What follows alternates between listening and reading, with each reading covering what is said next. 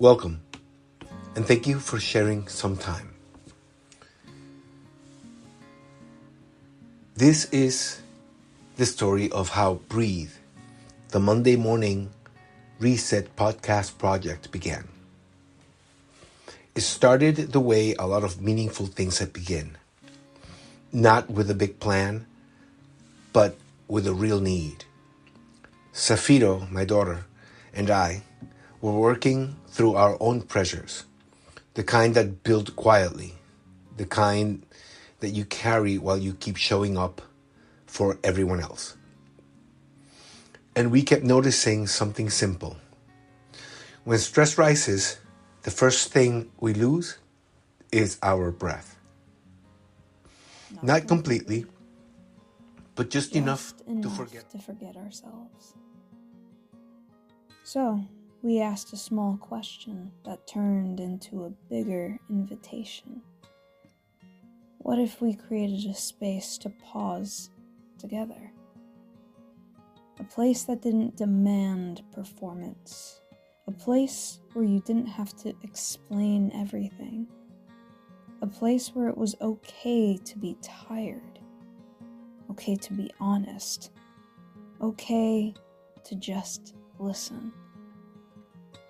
That became Breathe. We called it the Monday morning reset because Monday has a way of arriving with weight. And we wanted to start the week differently, not by pushing harder, but by returning to the body. To the body. To the present. To the breath. To my breath. In the beginning, it was simple. We would show up and talk. No perfect script, no polished production, just a safe space and a shared intention. And what surprised us was how quickly it resonated. Most people came through word of mouth, friends, colleagues, people we respect. Not because we marketed it, but because someone said, "This helped me. You might need this too." And when people arrived, they brought their whole lives with them. Work stress, family stress, health stress, grief, deadlines, uncertainty. And sometimes they brought nothing but silence and a camera that was turned off. And that was still welcome. Because Breathe isn't about being okay. It's about being real. And practicing the smallest possible step toward steadiness. Over the weeks, certain themes kept returning, like familiar friends. The idea of the micro pause. A moment you can take anywhere. In the car before a meeting, after a hard phone call. A few seconds to notice your breath and soften what's tightening. Grounding, body literacy. Learning your early warning signals.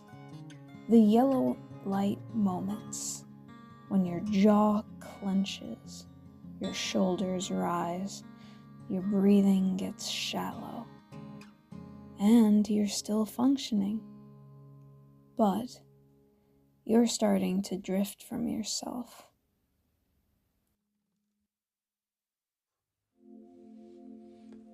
And we learned something important. People don't need complicated techniques. They need simple, repeatable tools that work in real life. But even more than the tools, what people kept naming again and again was the feeling of safety.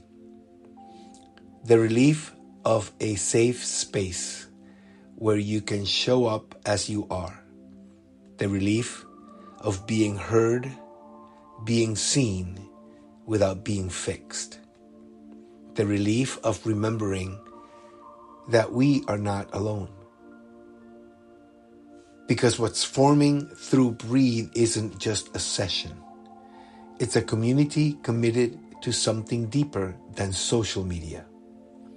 These are relationships that carry through the week. Quick check-ins, quiet encouragement, real friendship, the kind that says, I am here, without needing a spotlight. We've heard gratitude from the people who've joined us, especially those who stepped in to share part of their story. And every time it happens, we feel it. This isn't social media content. This is care. Right now, Breathe has been in beta. We've been testing it the most honest way possible by simply showing up.